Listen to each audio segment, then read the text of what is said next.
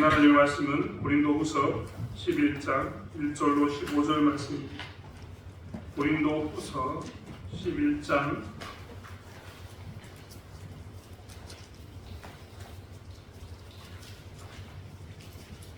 1절로 15절 말씀.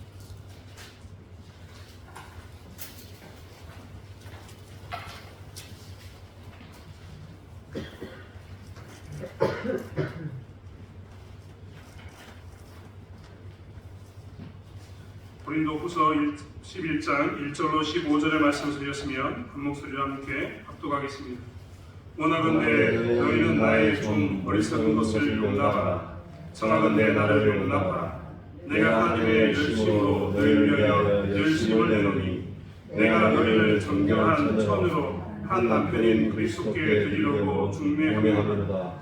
그러나 나는 이미 그 관계로 하와를 미혹한 것 같이 너희 마음이 그리스도를 향하는 진실함과 깨끗함에서 떠나 부패할까 두려워하노라. 만일 누가 가서 우리가 전파하지 아니한 다른 예수를 전파하거나 혹은 너희가 받지 아니한 다른 명을 받게 하거나 혹은 너희가 받지 아니한 다른 복음을 받게 할 때에는 너희가 잘 용납하는구나.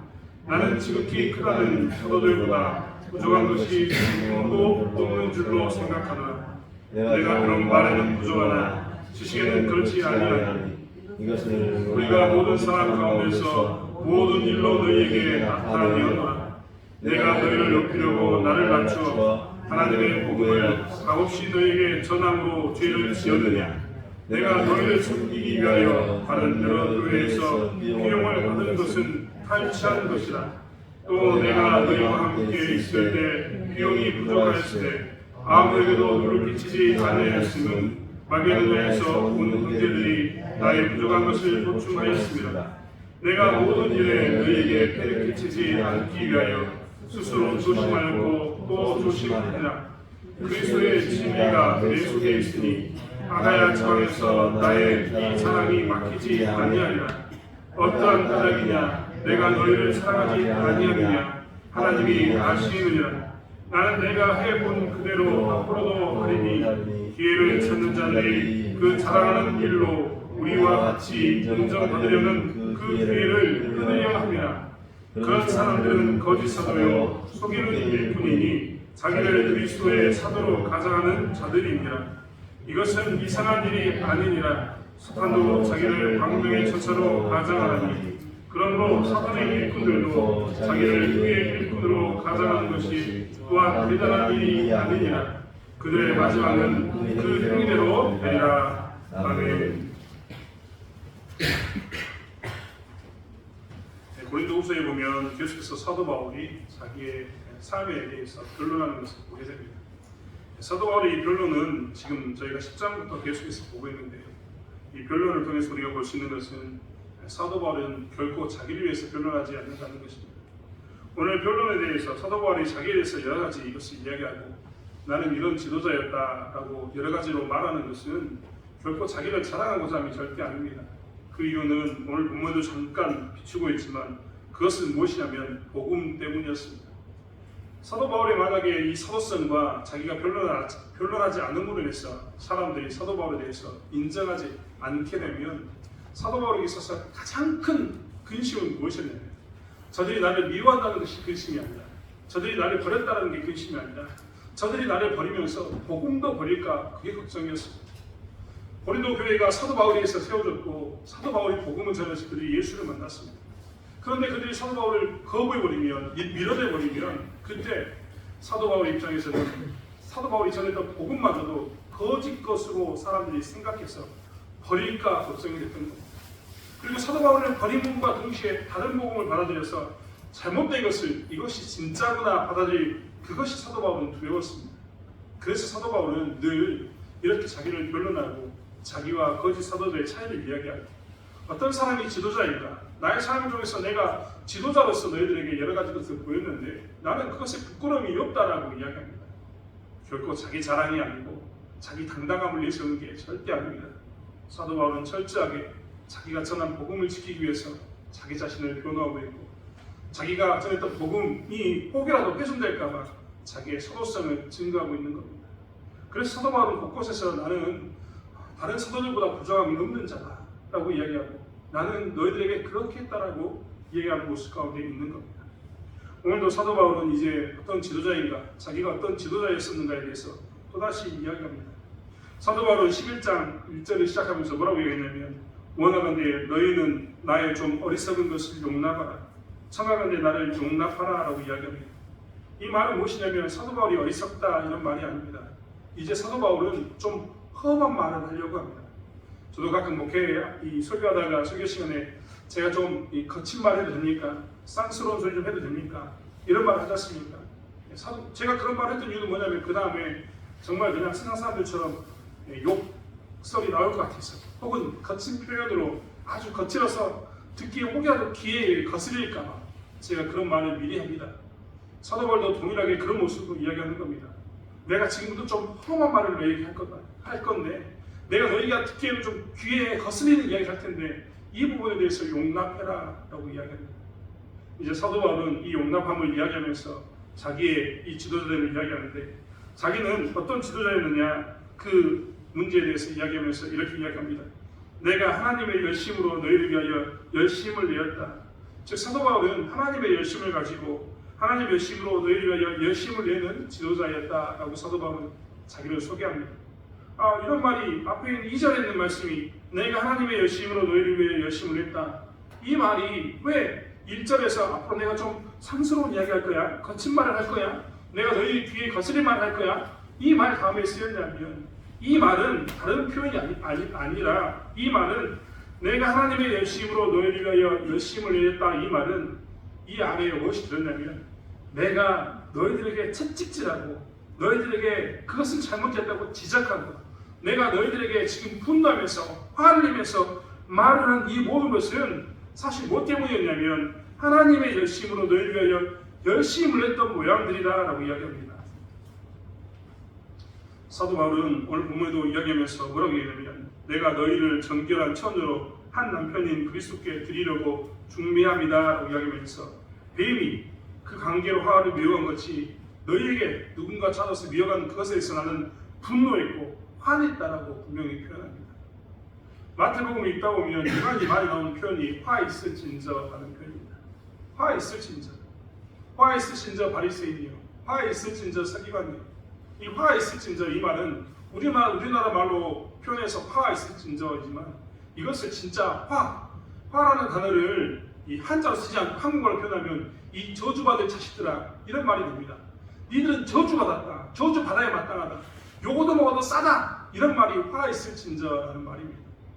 그런데 마태복음을 곰곰이 있다 보면 화 있을진저라고 선포했던 이스라엘에게 했던 이 말이요 결코 이게 저주로서 너희들이 저주받아서 죽었으면 좋겠다라는 말이 절대 아닙니다. 너희들이 처한 상황이 얼마나 지금 심각한 줄 아냐 이 저주받을 놈들아 라고 이야기하는 겁니다.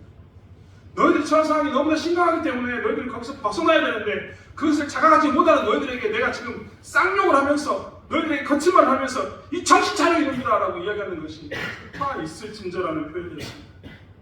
지금 사도 바울도 오늘 11장 1절부터 시작해서 지금 하는 이야기는 바로 여기 있습니다. 내가 좀 어리석은 것을 용납해라. 청하건대 나를 용납해라. 나 지금도 거친 말 할 건데 이 말에 대해서 너희들이 좀 용납했으면 좋겠다. 너희들이 이해해줬으면 좋겠다.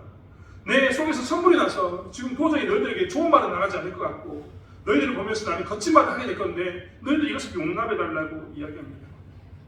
그렇다면 사도 바울은 왜 이렇게 거친 말을 했을까? 도대체 고린도교회에게 왜 이렇게 거친 말을 했을까? 이것을 우리는 생각해 봐야 합니다. 이제 자식을 키워보니까 거친 말에 대한 의미도 조금 알 것 같습니다. 자식을 키워보면요 자식에게 이야기했던 거친 말의 의미를 압니다. 제가 일전에 한번 말씀드렸나요? 저희 아버님 돌아가시고 식구들끼리 모여가지고 할아버지에 대해서 아버지에 대해서 이야기하는데 저희 조카 중에 하나가 잡놈이라고 했던 그 말 때문에 충격먹었다라는 말을 계속했습니다. 제가 이번에 그 조카에게 장문에 글을 써서 본면을 했습니다. 뭐라고 이야기했냐면 할아버지가 잡놈이라고 너를 이야기했던 이유는 일하다가 잡놈이라고 이야기했던 이유는 네가 경계하기 원한다. 그리고 어른들의 말을 잘 따라서 네가 이것을 꼭 기억했으면 좋겠다라는 말로 잡놈이라는 말을 썼다. 그러니 앞으로 네가 사회생활하면서 할아버지가 잡놈아라고 이야기했던 것처럼 어떤 사람들이 너에게 따끔하게 징계를 하면 어떤 그런 소리를 하면 나로 하여금 끼어있으란 말이구나. 우리 할아버지가 나를 사랑해서 나에게 정신 똑바로 차리라고 했던 그 말처럼 지금 이 말은 욕이 아니라 좋은 권면의 말이구나 라는 것을 기억하라고 장문에 글을 써서 보냈습니다. 사실 이제 어른이 돼보니까 이 화내는 이유도 이렇게 좀 알 것 같습니다. 왜 부모님이 나에게 그렇게 화냈는지, 그리고 내가 왜 이 자식들에게 화를 내고 있는지 그것을 이제는 조금 더 알 것 같다는 겁니다. 사도 바울도 오늘 나의 어리석음을 용납해라, 진짜 나를 용납해라라고 이야기하면서 거짓말을 쏟아낸 이유는 무엇이었냐면, 그 사도 바울이 일평생 살아가면서 유일하게 원했던 최종적인 목적이 있었는데, 그것은 무엇이냐면 모든 믿지 않는 자들에게 복음을 전하는 것이었습니다. 사도 바울은 그렇기 때문에 기꺼이 자기의 생명의 위협을 받으면서도 고린도 지역에 가서 복음을 전했습니다. 우리는 고린도 지역에 갈 때까지 사도 바울의 행적에 대해서 사도행전을 통해서 보았습니다. 그가 빌립보에 먼저 도착해서 쫓겨나다시피 해가지고 데살로니가로 도망가서 아가야로, 에덴으로 도망가서 간 게 어디냐면 고린도 지역이었습니다. 아주 긴박하게 쫓겨나듯이 정말 계속해서 쫓겨가면서 내려간 곳이 고린도 지역이었다는 겁니다. 그는 그런 생명의 위협을 받으면서 어떻게 되냐, 고린도 지역에 복음을 전했습니다. 그리고 고린도 교회에 있는 사람들이 최종적인 그 복음을 받아들이고 예수 안에 있기를 원했습니다. 그리고 예수 안에서 그들이 복음을 받아들일 뿐만 아니라 예수를 믿었기 때문에 그것으로 만족하는 게 아니라 더욱더 하나님에 대해서 깊이 알고 예수님에 대해서 깊이 알게 하는 것이 그의 목적이었습니다. 그래서 그리스도의 장세한 분량만큼 그들이 잘하는 것이 이 사도 바울이 고린도 교회에 가지고 있는 목적 중에 하나였다는 겁니다.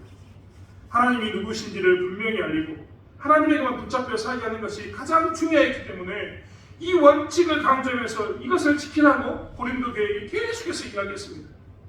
너희들의 일평생 소원은 앞으로 이제 바뀌었는데 무엇이냐면, 너희들이 그동안 학식이 풍부했던 이 고린도 지역에 살면서 너희들이 가지고 있었던 지식, 배움, 깨달음, 이게 가장 중요하다고 얘기했는데, 그게 중요한 게 아니라 이제 너희들이 하나님이 누구신가를 알고, 그 전에 너희들이 수많은 만신전에 있었던 수많은 신들을 섬겼는데 그 신들 다 내버리고 하나님이 누구신가를 알고, 그 하나님이 예수 그리스도라는 그 자녀를 보내서 십자가에 못 박혀 죽으심으로 너희를 구원했음도 알고, 그 은혜를 받다면 너희들이 더욱더 깊이 자라서 그리스도의 장세가 분량만큼 자라기를 원한다라고 사도 바울은 오직 그것만을 붙들고 고린도 교회가 살기를 원했습니다.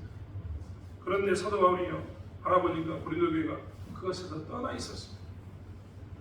오늘 이야기했던 것처럼, 오늘 여기 4절에 이야기했던 것처럼, 만일 누가 가서 우리가 전파하지 아니한 다른 예수를 전파하거나, 혹은 너희가 받지 아니한 다른 영을 받게 하거나, 혹은 너희가 받지 아니한 다른 복음을 받게 할 때 너희는 잘 용납하는구나 라고 이야기했던 이 표현처럼, 고린도 교회가 정말 사도 바울 입장에서는 오직 하나님에게만 집중하고 예수에게 붙들려 살기로 했는데, 그들이 그 하나님께 붙들려 사는 게 아니라 누군가 전하는 다른 예수, 누군가 전하는 다른 영, 누군가 전하는 다른 복음을 혹 빠져가지고 그것을 쫓아가는 모습 가운데 있더라는 겁니다.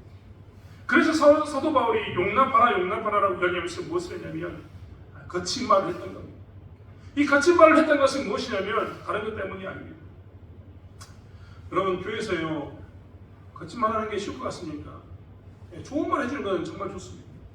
목사로서 좀 부끄러운 이야기인데요, 저도요, 성도들 만나면 좋은 사람 되고 싶습니다. 그냥 좋은 말만 해주고 싶어요. 좋은 말만. 그렇지 않습니까? 우리 가운데 나쁜 역할 하고 싶은 사람이 있습니까? 우리 교회에서 악역, 나쁜 이야기만 아주 쓴소리만 하는 그런 사람이 좋아하는 사람이 있습니까? 아무도 없을 겁니다. 나쁜 소리 하면요, 사람이요, 좋은 소리도 여러 번 들으면 기분 나쁜데 나쁜 소리 하면 얼마나 기분이 상하겠습니까? 그러니까 이 나쁜 소리, 악역을 누가 하면요, 정말 좋아하지 않습니다.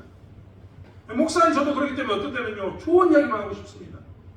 악역을 절대 하고 싶지 않아요. 나쁜 소리 해서 뭐 하겠습니까? 근데 사도 바울이 오늘 했던 이야기는 무엇이냐면, 자기도 좋은 소리만 하고 싶은데 너희들이 무너지는 것을 보니까, 하나님이 너희 교회에 대한 열심을 바라보면서 내가 전에도 복음에 대해서 너희들이 떠나는 것을 보니까, 하나님의 열심에다가 그 하나님의 열심을 내는 지도자로서, 복음을 전했던 자로서 도저히 나는 가만히 있을 수 없다라고 이야기하면서 하나님의 열심으로 너희를 위하여 열심을 내는 그 모습 가운데 분난다라고 이야기합니다. 사실 하나님의 열심으로 열심을 내는 사람은요, 그렇기 때문에 사도 바울처럼 어떤 때는 이렇게 분노할 줄도 아는 사람, 그리고 그것을 권면해주는 사람, 그 사람이 사실 열심을 내는 사람이기도 합니다. 여러분 좋은 소리만 해가지고 좋은 이야기만 듣기 위해서 이렇게 오는 것은요 결코 열심으로 나가는 게 아니기도 합니다. 어떤 분들이 저에게 교회에 오면서 이야기하기를 그런 이야기를 많이 하시더라고요. 아니 내가 일주일 내내 교회에서 세상에서 살다가 지쳐가지고 교회 왔는데 교회 갔어도 내가 화 있을진저 독사의 자식들아 이런 말 들어야 되냐고, 교회 와서도 내가 이런 쓴소리를 들어야 되냐고 이야기하더라고요. 교회 오면 위로하고 좀 달래주고 괜찮다 이야기하면 좋을 텐데 왜 이렇게 어떤 때는 교회 오면 교회 와서도 콕콕콕 찔러대냐라고 이야기하는 분들이 계속 계셨습니다. 하지만요 여러분 교회에서 괜찮다 품어주는 것, 하나님 은혜 가운데 우리가 부족함을 인정하면서 십자가 앞에서 눈물을 펑 흘리면서 위로받고 가는 것, 하나님이 수고하고 무거운 짐진자들아 내게로 오라라는 그 음성을 들으시고 그런 주장을 하나님 따라 사는 것, 이것도 중요하지만요 하나님의 열심은 그것에만 있는 게 아니라 괜찮다만 있는 게 아니라 하나님의 열심이 어떤 때는 화 있을 진자라고 외치면서 그 자리를 떠나게 하는 것, 그 자리를 벗어나게 하는 것, 그리고 잘못된 길로 가 있으면 너희들이 원래대로 복음으로 돌아갈 것을 이야기하는 것 또한 사실 하나님의 열심이라는 것을 우리는 기억해야 합니다. 그리고 교회 와서는요 그런 하나님의 열심에 대해서 우리가 어떤 때는 괜찮다고 어떤 때는 와 있을 진짜로 이런 말을 듣는 것이 우리에게 필요함을 고백하고 살아야 되는 겁니다. 사랑하는 성도 여러분, 우리는요 이 교회 안에 와서 정말 이 원칙을 잘 지켰으면 좋겠습니다. 하나님의 열심으로 내는 이 열심 가운데 좋은 말도 나쁜 말도, 이 좋은 말 나쁜 말이 하나님 말씀과 되어 있겠습니까만 내가 봤을 때 내게 찔리는 말도 나를 위로하는 말도 우리는 아멘으로 받으시면서 혹여라도 내게 찔린 말이 든다면 아 내가 하나님을 떠나왔었는가, 하나님이 주신 날 복음 외에 내가 다른 것으로 만족하려고 하고 있었는가, 이것을 살피면서 하나님께 돌이켜나가기 원합니다. 하나님 주신 위로가 있다면 그 위로 가운데서 눈물을 흘리시면서 은혜 가운데 푹 젖어서 나 같은 죄인을 살리신 하나님을 고백하시고 내 의지 없는 것에 대해서 하나님께 손을 들고 나가면서 하나님 나는 이것밖에 되지 않습니다, 나는 공부한 사람입니다라고 고백하면서 나가는 삶을 살기 원합니다. 하지만 중요한 것은요 우리는 그것들을 통해서 하나님이 누구이신지를 알고 하나님에게 붙잡혀 사는 것이 얼마나 중요한가를 고백하고 살아야 되는 그런 삶인 것을 놓치지 않기를 원합니다. 여러분 교회 오면서요 우리가 절대 정말 조심해야 될 것 중에 몇 가지가 있습니다. 그것은 하나님의 열심에 대해서 오해하는 건데, 그 하나님의 열심에 대해서 오해하는 첫 번째가 왜 교회는 자선과 봉사가 우선되지 않느냐라고 이야기합니다. 여러분 하지만 교회는 자선과 봉사가 우선되는 게 아니라 하나님이 제일 우선됩니다. 우리는 교회 오면요 자선과 봉사도 이야기하지만요 그 전에 예배드리라고 반드시 이야기합니다. 그 전에 기도하라고 이야기합니다. 그 전에 하나님을 먼저 만나라고 이야기합니다. 교회는 자선과 봉사를 하는 것이기는 합니다만 하나님보다 우선해서 자선과 봉사를 하는 것이 아닙니다. 아니 솔직하게 이야기 말씀드리면 하나님을 전하는 것이 그들에게 가장 큰 자선이고 가장 큰 봉사입니다. 하나님을 모르고 그들이 산다면 그들에게는 하나님의 삶의 의미가 없는데, 하나님의 삶의 의미 없는 사람에게 무엇인가를 더해주는 것이 그들에게 무슨 도움이 되겠습니까? 그렇기 때문에 교회 나오면서 우리는 하나님의 열심에 대해서 오해하면서 살아서는 안 되는데, 그 중에 하나가 무엇이냐면 나는 왜 예배 드리는가, 그리고 나는 왜 하나님에 대한 이 예배를 먼저 드려야 되고 먼저 기도해야 되는 것을 분명히 생각해야 합니다. 우리 교회는 자선과 봉사가 아닌 하나님을 알아가고 하나님에게 붙잡혀 사는 것이 중요하다는 것을 고백하는 것이 교회의 본질이기 때문입니다. 지도자에게 듣는 말도 그렇습니다. 그런 말을 듣는 지도자가 진짜 지도자인 겁니다. 쓴소리도 하고 좋은 소리도 하면서 하나님께 붙여 있기를 바라는 그런 지도자가 진짜 필요하다는 겁니다. 여러분 교회에서도 마찬가지입니다. 성도들끼리 교제할 때도요 좋은 소리 많이 해주십시오. 격려도 많이 해주십시오. 권사라는 직분에 대해서 제가 늘 이야기합니다. 이 권사라는 말은요 성경에 나와 있지 않는 단어입니다. 하지만 우리 교회는요 우리 교단은 권사를 인정합니다. 이 권자가 권의 권자입니다. 권면하다 할 때도 권자입니다. 권면할 사람이 된 겁니다. 신앙으로 권면하고 예수께 권면하고 이 권면하다는 말이 바로 그런 말입니다. 그런데 그 권면하다는 말은요 좋아라고 말하는 것만 있는 게 아니라 아닌 것은 아니다라고 이야기하면서 사람을 하나님을 사랑하고 하나님을 바라보게 하는 그 사람으로 세우는 것이 권면하는 것이고 권사의 직분인 겁니다. 우리는 그렇기 때문에 그런 일을 감당해야 되고 성도로서 기꺼이 누군가에게 하나님이 누구신가를 알리고 하나님께 붙잡혀 사는 것이 가장 우선된다고 이야기하는 이 하나님의 열심에 매어 살아야 되는 겁니다. 이 하나님의 열심에 매어 살면서 어떤 때는 좋은 말도 하고 어떤 때는 나쁜 말도 하고 쓴소리도 하는 그런 사람이 되어야 되는 것이 성도인 것을 놓치지 않는 저와 여러분이 되었으면 좋겠습니다. 교회면 많은 사람들이 하나님과 신앙 믿는다는 그것을 통해서 자꾸만 세상이 원하는 것을 얻어가려고 합니다. 그래서 세상이 원하는 것을 얻어가기 위해서 교회에 나와서 여러 가지 열심을 내기도 하고 여러 가지 모습으로 정말 자기가 최선을 다해서 사는 것처럼 보입니다. 하지만 그때도 우리는 분명히 그들에게 권면해 줘야 됩니다. 예수님, 하나님을 믿고 예수를 따르는 것은 내 필요를 채우기 위해서 오는 것이 아니라, 그런 모습은 신앙이 아니라, 내 필요를 채우기 위해서 오는 게 아니라 하나님을 사랑해서 오는 것이 진짜 신앙입니다. 하나님을 사랑하기 때문에 네가 예배를 드리고, 하나님을 사랑하기 때문에 네가 봉사하고, 하나님을 사랑하기 때문에 지금 이 자리에 나와서 함께하는 것, 이게 정말 중요하다고 이것을 이야기해주는 그런 하나님의 열심에 대해서 열심을 내는 자가 우리 가운데 필요하다는 것입니다. 사랑하는 성도 여러분, 우리가 다시 한번 하나님의 열심에 대해서 생각하겠습니다. 우리가 어떤 모습으로 하나님의 열심을 내야 되는지 분명히 아는 저와 여러분이 되기를 원합니다. 우리는 내가 좋으면 하나님도 좋아하겠다라고 생각하지만 내가 좋아하는 것 하나님이 싫어할 때가 더 많습니다. 여러분 착각하지 마십시오. 내가 좋고 네가 좋으면 하나님도 좋아하실 거다. 절대 그렇지 않습니다. 하나님은 하나님이 좋아야지 좋은 겁니다. 요즘 새벽기도 시간에요 사무엘을 하고 있습니다. 사무엘상 오늘 오늘 본문이 어디였냐면 아말렉에게 전쟁을 하라고 하셨던 그 말씀에 따라서 사울이 아말렉으로 쳐들어갔습니다. 그때 아말렉 왕 아각을 잡습니다. 그리고 소와 양의 기름진 것을 가지고 옵니다. 근데 하나님께서는 그 사울왕에게 어떤 명령을 내리셨냐면 가서 진멸해라라고 얘기했거든요. 어떤 것도 남기지 말고 다 진멸해버려라, 심판해라라고 이야기했는데 이 사울왕이 기름진 것을 가져왔습니다. 그리고 왕을 잡아왔습니다. 왜 그랬을까요?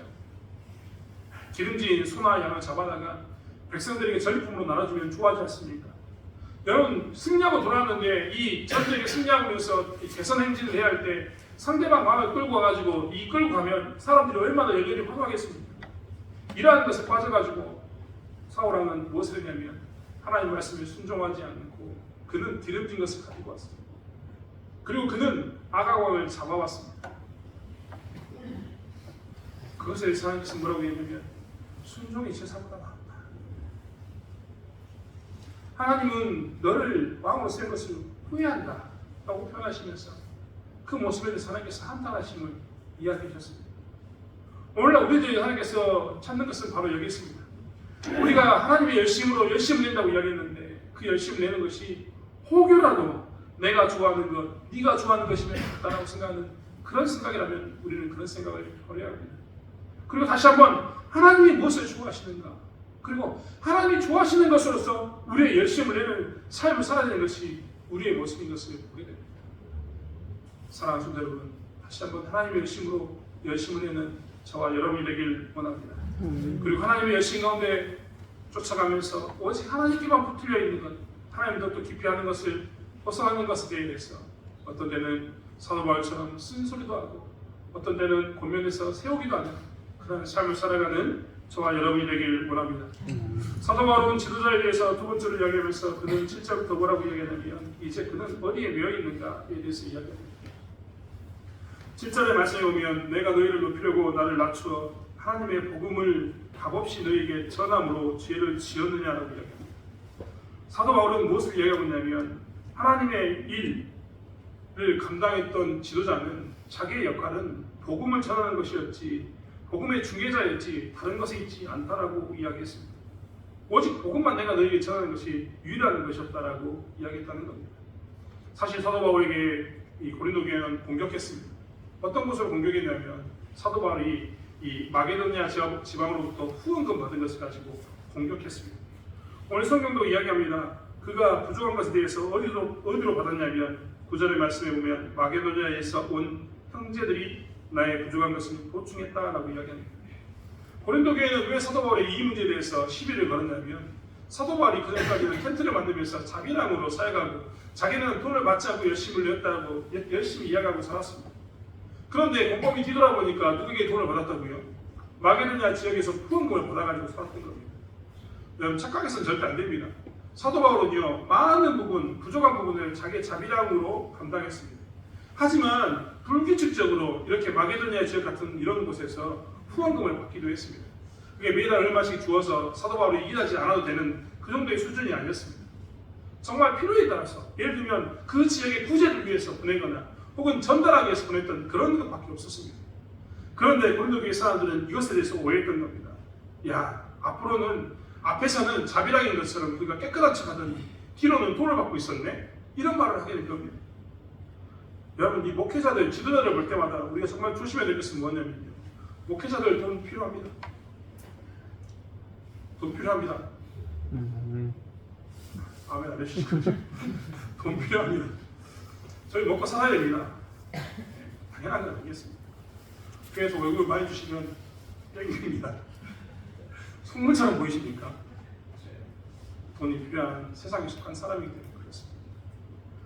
저에게 쌀이 떨어질 때마다 쌀을 공급해 주신 분들이 계십니다. 진짜 감사합니다.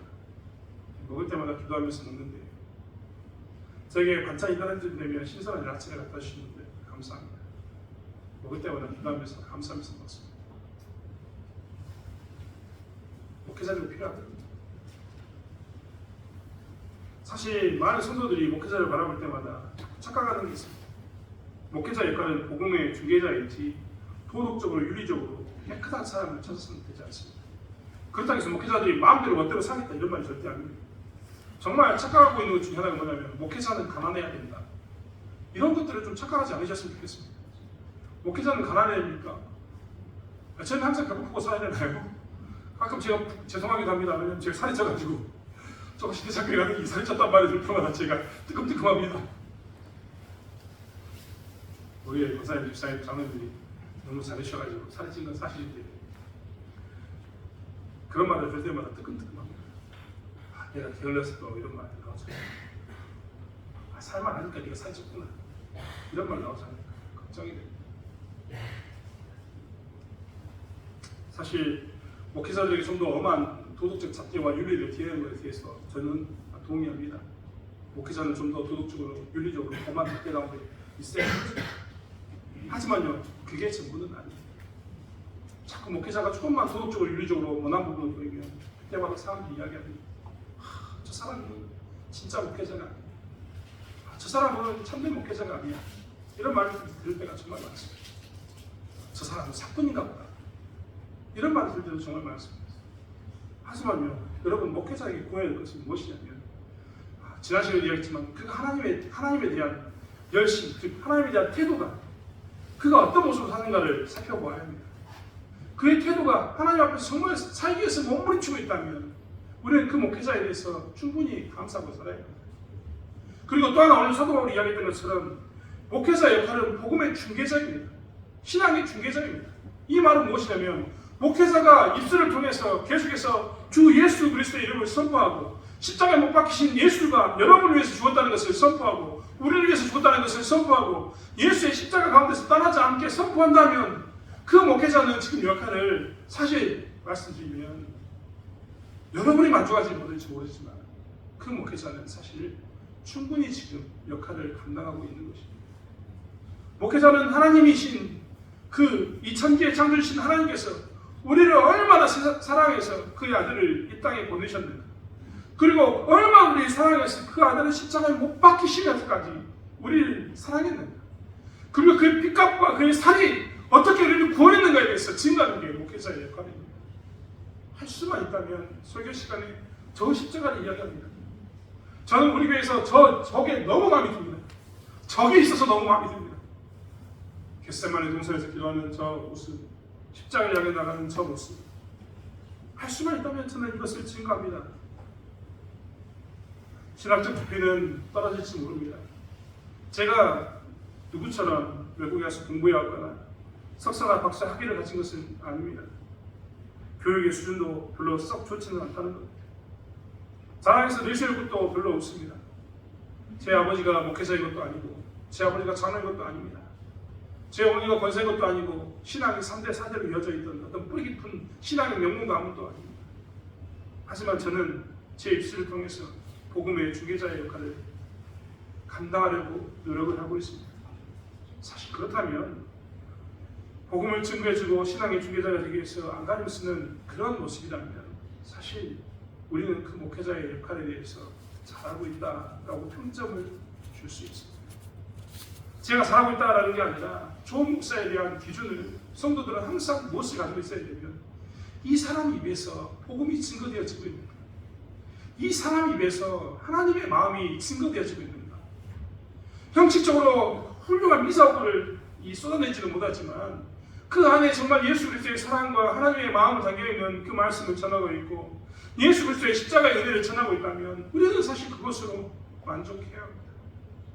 오히려 우리가 분노해야 될 것은 무엇이냐면 그 사람이 학벌은 좋은데, 그 사람이 신학적으로 깊이 있는 것처럼 보이는데, 도덕적으로 윤리적으로 굉장히 괜찮아 보이는데 그 사람이 입술 가운데서 예수 그리스도를 전해주지 않으면 우리는 분노해야 합니다.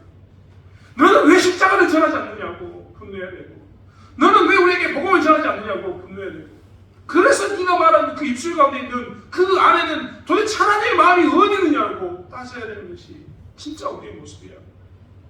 목사가 복음을 전하지 않았을 때 화내야 되는 것이 우리의 모습입니다.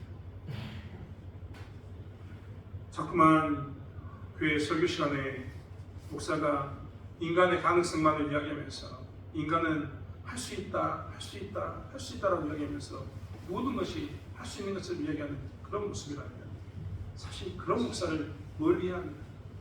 우리는 하나님의 은혜가 있지 않고서는 살 수 없다. 하나님의 십자가 아래 가지 않고서는 살 수 없다. 너 기도하지 않으면 그 문제에 대해 해결할 수 없다. 너 하나님께 그 문제 가지고 나가지 않으면 그 문제에 대해서 네가 영원히 답을 얻지 못했다라고 선포하면서 하나님께 가까이 나가도록 하는 이 사람이야말로 사실은 진짜 목회자이고 지도자의 역할인 것을 보게 됩니다.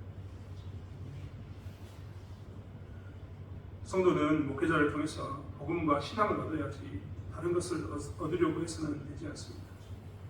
여러분, 저를 통해서 여러분이 얻어야 될 것은 저를 통해서 주 예수 그리스도의 십자가의 은혜와 하나님의 마음을 얻어야지 나를 통해서 방언을 얻거나 나를 통해서 병 고침을 얻거나 나를 통해서 돈 많이 버는 부의 복을 얻거나 하는 것을 요구하신다면 여러분, 사실 우리는 잘못된 지도자에 대한 생각을 가지고 있는 것이고 잘못된 신앙관을 가지고 있는 것입니다.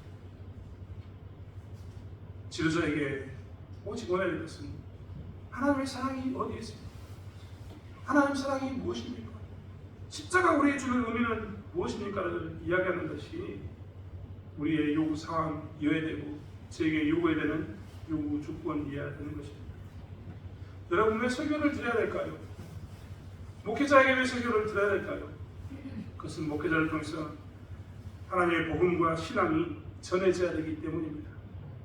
다른 것을 강조 않고 신자에게 설교를 강조한 이유는 무엇이냐면 이 설교 시간을 통해서 주 예수 그리스도의 십자가의 은혜와 하나님의 마음을 이 선포되는 말씀을 통해서 들으라고 이야기합니다. 성경이 잘 쓰여있던 무어책, 즉 성경이 한글 읽을 수 있는 책이라면 목회자의 설교를 통해서는 구어책, 외치는 소리로 들어야 되기 때문에 하나님께서 목회자를 허락하셨고 설교를 허락하셨다는 겁니다. 여러분, 마태복음 10장 22절과 23절에 보면 거기에 심판받는 한 무리가 나오는데 그들은 뭐라고 얘기했냐면 그들은 예수 이름으로 귀신을 쫓아냈고 권능을 행했다라고 이야기합니다. 그들은 예수 이름으로 선지자 노릇했다라고 이야기합니다.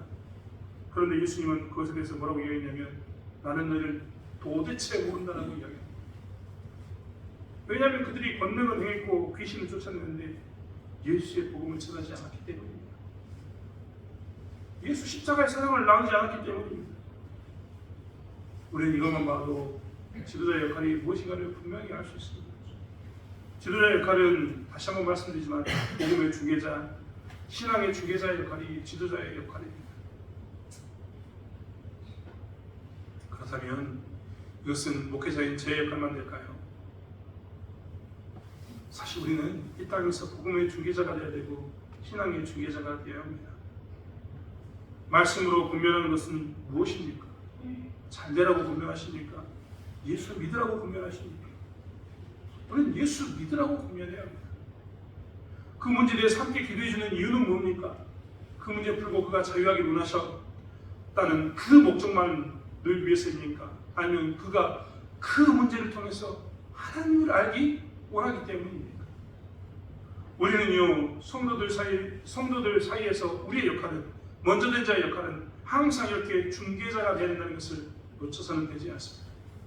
우리는 성도들이 문제가 있을 때마다 그들로 하여금 하나님께 가까이 나갈 수 있도록 근면해야 됩니다. 함께 기도하면서 하나님을 알 수 있도록 기도할 뿐만 아니라 그 모든 것을 통해서 복음이 전해지고 그 모든 것을 통해서 하나님 마음을 알아가는 데 힘쓰게 하는 것이 성도들이, 먼저 된 자들이 해야 할 역할이라는 것을 또한 놓쳐서는 되지 않습니다. 말씀으로 고면하고 왜 기도 안 하냐고 반문하면서 하나님에게만 집중하게 하는 것이 중개자의 역할인데, 그 역할을 먼저 된 우리가 감당해야 된다는 것입니다. 사랑하는 성도 여러분, 사도 바울은 오늘 이것을 이야기합니다. 사도 바울은 오늘 자기와 거짓 사도들을 이야기하면서 거짓 사도들에 대해서 이야기합니다. 거짓 사도들은 오늘 13절부터 강조하는 것처럼 그들은 무엇이냐면 광명한 처사로 가장하는 자들입니다.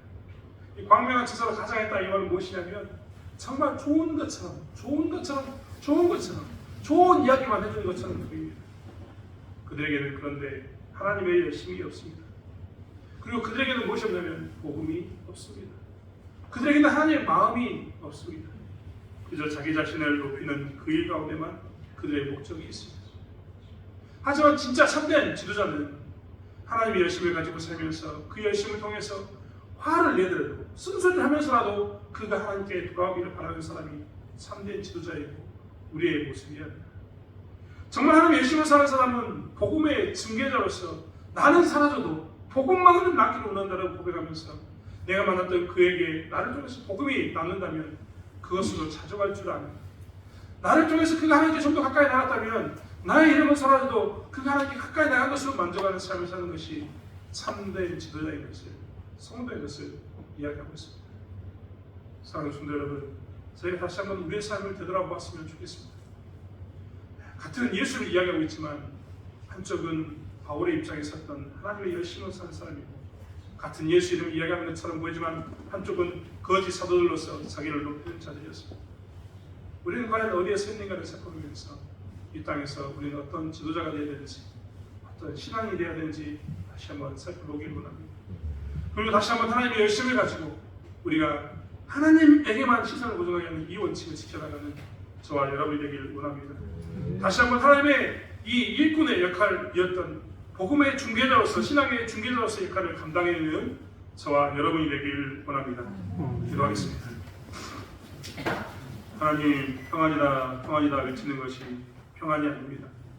평강은 하나님과 나의 관계가 바로 맺어졌을 때 세워지는 것이 평강이고 평안인 것을 보게 됩니다.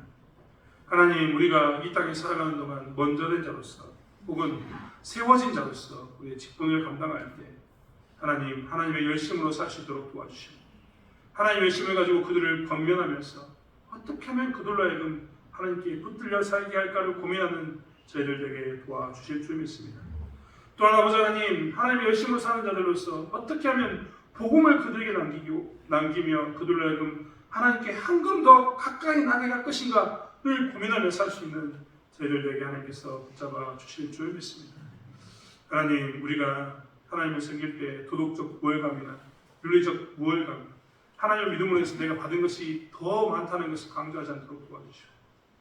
우리가 하나님을 섬김으로써 내 안에 예수가 필요함을 이야기하고, 부족한 나이지만 하나님의 은혜로 사는 것을 이야기하고, 너도 하나님의 은혜가 필요함을 강조하는 삶을 살 수 있는 저희들에게 도와주실 줄 믿습니다.